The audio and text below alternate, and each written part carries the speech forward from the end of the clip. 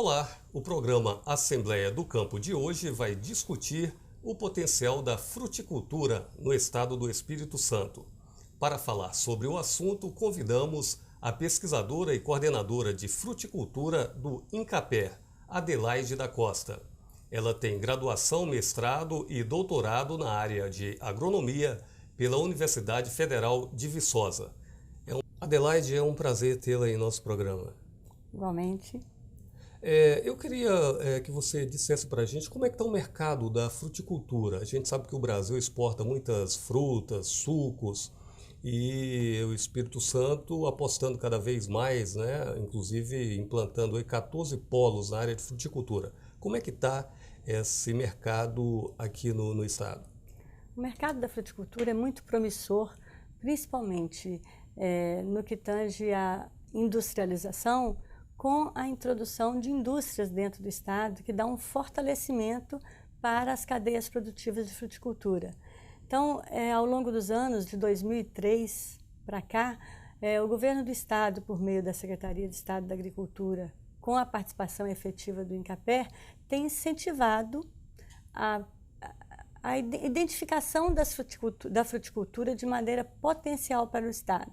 Então, de acordo com as características das regiões, com as potencialidades locais, são lançados os polos de fruticultura, que são 14 quando você inclui a cultura do cacau, que está num processo de revitalização da cultura cacaueira dentro do estado.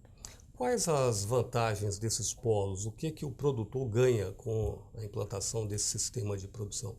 Quando você começa a trabalhar com fruticultura em forma de polo, você está, além de aproveitar o potencial regional, você está concentrando a produção numa determinada região, o que facilita todo o processo dentro da cadeia produtiva, desde a aquisição de insumos, de adubos, de sementes, de mudas, até propriamente o processo de comercialização.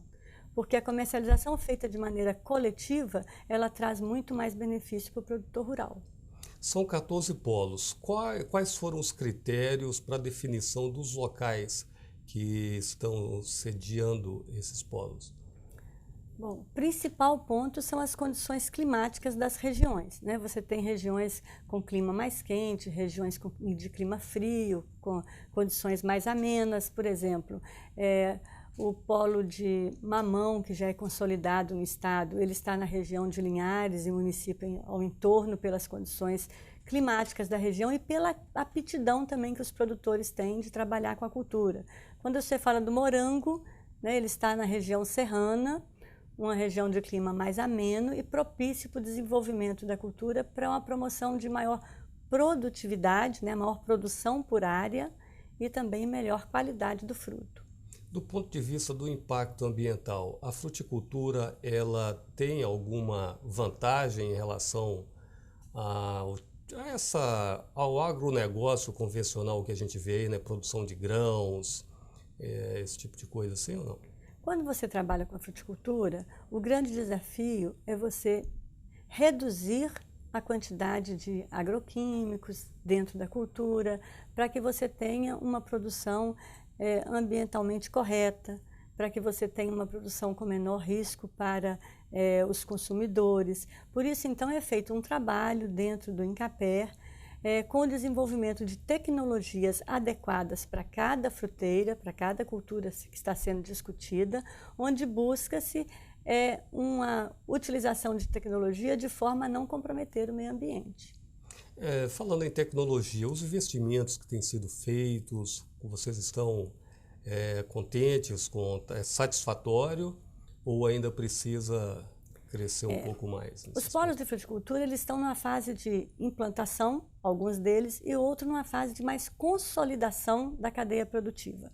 Com certeza, nós temos investimentos em nível estadual, né, pelo governo do estado, tem investimento das indústrias que têm grande interesse no maior volume de frutas para serem processadas e também para o mercado de frutas frescas, que a gente chama fruta in natura, né, para consumo de fruta fresca, onde nós temos mercados específicos para atender ao público tanto do estado do Espírito Santo como também de estados vizinhos a essa federação.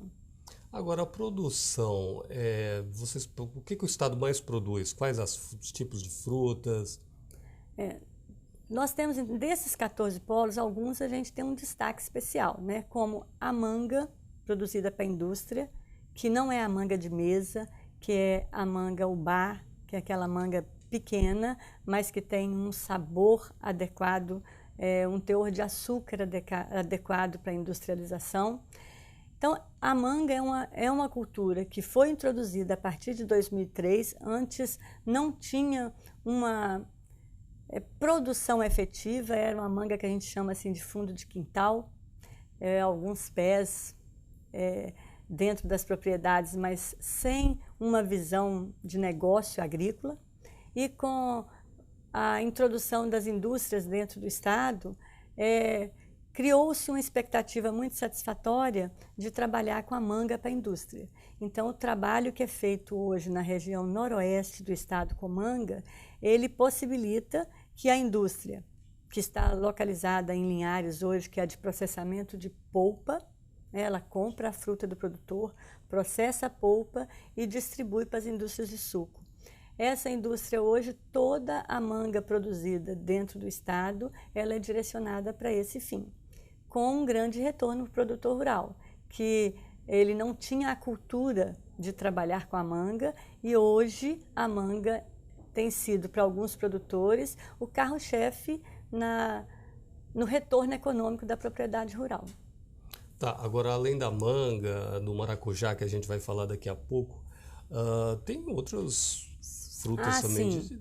Nós podemos citar o abacaxi, a banana, que a banana ela tem uma grande importância social dentro do estado.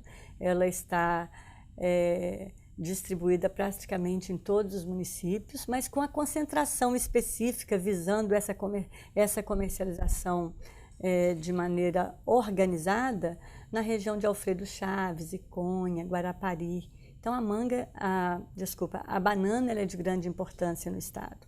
Além do abacaxi, da banana, nós temos o maracujá, a manga, que eu já comentei, morango, o caju, que está sendo introduzido mais recentemente como um polo de importância, de futura importância econômica para o estado. Nós podemos citar outras culturas que a gente está trabalhando, que são 14, né? O mamão ele já é estabilizado. Enfim, a gente tem uma série de fruteiras que, de acordo com a aptidão das regiões, nós estamos trabalhando para promover uma diversificação da propriedade rural, porque dentro do estado a maioria das propriedades são propriedades de base familiar, né, de pequenos produtores que precisam de uma diversificação da cultura que é considerada a mais importante dentro do estado, que é o café. Então, os produtores precisam de novas alternativas. E a fruticultura, que hoje é considerada a terceira na importância do agronegócio capixaba, porque nós temos o café, a pecuária e a fruticultura, que está hoje bem equiparada à pecuária, é um dos nossos grandes programas dentro do estado. Você cita aí a fruticultura como a terceira riqueza, né, do estado. Qual o tamanho desse mercado? Quanto que os produtores, a receita dos produtores, teria esses dados? Olha, de uma maneira geral, a fruticultura ela tem um mercado muito aberto. Vamos colocar o exemplo do maracujá, que é uma fruteira de grande importância no estado, com um grande foco na industrialização. A área de produção do maracujá dentro do estado é em torno de 2.000, 2.300 hectares. Isso muda de ano para ano de acordo com a necessidade de investimento na cultura do maracujá. Hoje, todo o maracujá produzido dentro do estado do Espírito Santo, com a concentração na região de Jaguaré, Soretama, Linhares, ele é todo destinado para comercialização em grande potencial para a indústria. Por exemplo, a indústria de processamento de polpa sediada em Linhares, hoje, ela processou em 2011 e 2012 em torno de 4.000 toneladas de frutos. Isso tem um retorno econômico muito interessante para o produtor. E esse preço é negociado entre as cooperativas e associações de produtores diretamente com a indústria. Em função de quê? Em função do custo de produção do maracujá dentro da região. Então, há uma negociação de preço mínimo, o que leva os produtores a ter um lucro satisfatório com essas lavouras. Tá, mas movimenta quanto, assim, aproximadamente? Olha, normalmente, em 2012, por exemplo, uma tonelada a tonelada de maracujá é em torno de R$ 900. Então, com isso, se você fizer uma previsão de uma produção de 25 a 30 toneladas por área, por hectare, aí o produtor vai ter um lucro satisfatório. Tá, mas você disse que a terceira riqueza, a terceira participação hoje no PIB do estado vem da fruticultura. Porque a fruticultura hoje representa em torno de 85 mil hectares dentro do estado, com todas as fruteiras. Em termos de recursos, quanto isso significaria em termos de produção? Olha, chegaria à cifra de bilhões? Não de milhões, né? De bilhões, né? não. A gente tem que pensar nisso de uma maneira segmentada, eu acredito, né? Porque os produtores, eles têm um retorno econômico bastante satisfatório, mas eles têm também uma mão de obra muito efetiva no campo. Para você trabalhar com fruticultura, você tem uma participação muito efetiva hoje de mão de obra. E essa mão de obra, ela tem um retorno muito importante em termos social para manter as famílias dentro das propriedades rurais e não provocar um êxodo rural que seria muito negativo para as grandes cidades. Falando em êxodo rural, essa produção, ela se espalha por todas as regiões do estado? Quais os municípios que mais produzem, mais investem em fruticultura? O grande objetivo de fazer esse incentivo da fruticultura em polos é para que a gente tenha alternativas de diversificação com fruticultura em todos os municípios. Cada um em sua região. Por exemplo, quando você fala em abacaxi, a região tradicional de abacaxi é Itapemirim, Marataízes, principalmente. Mas o grande incentivo do governo do estado, via Secretaria de Agricultura e via o Incapé, é trabalhar com o abacaxi na região norte. Isso possibilita uma ampliação da área plantada, uma utilização adequada de tecnologia, uma capacitação dos produtores com a cultura que não era de tradição dentro da região e possibilita, então, que vários municípios trabalhem com a fruticultura. Qual a grande vantagem disso?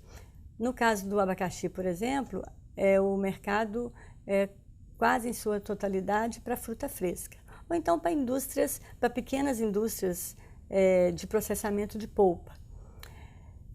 Nós temos também um outro grande mercado hoje que tem surgido, que é a questão da alimentação escolar. O grande desafio do governo é a alimentação escolar de maneira efetiva dentro do estado. E a fruticultura tem dado essa possibilidade de um retorno econômico interessante para o produtor rural. Então, o assunto é bem interessante. Nós vamos fazer agora um rápido intervalo. Você que nos assiste, não saia daí. Já já a gente volta. É rapidinho.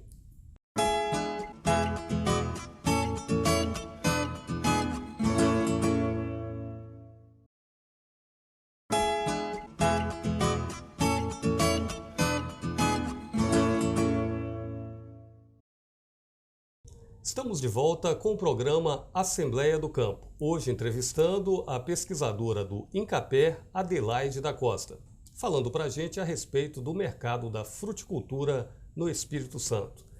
Adelaide, um dos polos mais valorizados tem sido o do maracujá, né? Por que esse polo tem recebido assim essa prioridade de vocês dentro desse contexto maior que abrange toda a fruticultura de uma forma em geral? Na verdade, a cultura do maracujá ela é uma cultura que requer cuidados muito especiais pelo produtor rural, porque ela exige um clima quente, alta luminosidade, por isso que ela está concentrada nessa região de Soretama, Jaguaré, Linhares, São Mateus, mas ela tem também grandes problemas que a gente chama de problemas fitossanitários, problemas de pragas e doenças. Se o produtor rural não tiver uma conscientização da necessidade de trabalhar de maneira bastante séria, cumprindo o que é determinado como o melhor manejo da cultura, a utilização de tecnologias adequadas, tratamento fitossanitário dentro de um programa que não compromete a saúde do consumidor, ele não conseguirá um bom resultado. Para você ter uma ideia, a média de produção do maracujá no Brasil é de em torno de 12 toneladas por hectare. Só que o maracujá ele tem um potencial para produzir de 35 a 50 toneladas por hectare. Então, para o produtor ter um retorno econômico satisfatório, para ele poder negociar o preço de venda com a indústria ou com o mercado de fruta fresca, ele tem que ter um volume de produção bastante eficiente. Para isso, então, ele tem que usar as tecnologias de forma adequada. O produtor rural tem uma assessoria técnica, não só de empresas privadas, mas de uma grande importância também do trabalho da empresa pública, que é o INCAPER. Os municípios têm os escritórios locais, com os técnicos ligados ao INCAPER, que dão assessoria, assistência técnica a essas propriedades, para que haja uma utilização adequada dessas tecnologias. Além disso, tem o suporte da pesquisa. Os pesquisadores do INCAPER, que se dedicam à cultura do maracujá, eles buscam o desenvolvimento, a adaptação de tecnologias que promovam, então, uma maior produtividade, que é o volume de frutos produzido por área, e uma melhor qualidade de fruto. Qualidade essa que atende, as exigências nutricionais adequadas, mas também atendam às exigências da indústria para o processamento, a exigência do comércio de fruta fresca. Então, é uma cultura de grande desafio. Se não se trabalha adequadamente com essa cultura, a tendência é dela sair da região, porque se não levar essa cadeia produtiva de maneira séria, a gente compromete a qualidade e a produtividade da área. O que envolve essa cadeia produtiva? Quais as etapas? Quando a gente fala da importância de trabalhar de maneira eficiente dentro dessa cadeia produtiva, nós estamos mencionando desde a definição que o produtor tem da variedade que ele vai plantar, qual maracujá que ele vai plantar, de onde vem essa semente. A semente tem que ser de altíssima qualidade. O produtor de semente, ele fornece a semente para o viveirista, que vai produzir a muda. Essa muda tem que ter um acompanhamento fitossanitário, um certificado de origem, um certificado fitossanitário, para que, quando essa muda vá a campo, ela tenha um grande potencial de sucesso da lavoura. Então, quando eu estou falando de buscar informações tecnológicas em toda a cadeia produtiva, é desde o momento que você adquire a muda até o momento que você entrega o seu produto para comercialização. E essa entrega de produto para comercialização, ela tem que ser feita de maneira otimizada para você conseguir um retorno econômico satisfatório, em negociação de produtores com o mercado direto, sem atravessadores, para que o produtor tenha um retorno econômico satisfatório. Para isso, então, na indústria é feita essa negociação de preço mínimo de compra. E no mercado de fruta fresca, tem que ter também uma negociação dessas cooperativas, associações de produtores com esse comércio. No caso, o maracujá produzido aqui, o consumo dele maior é interno ou é exportado?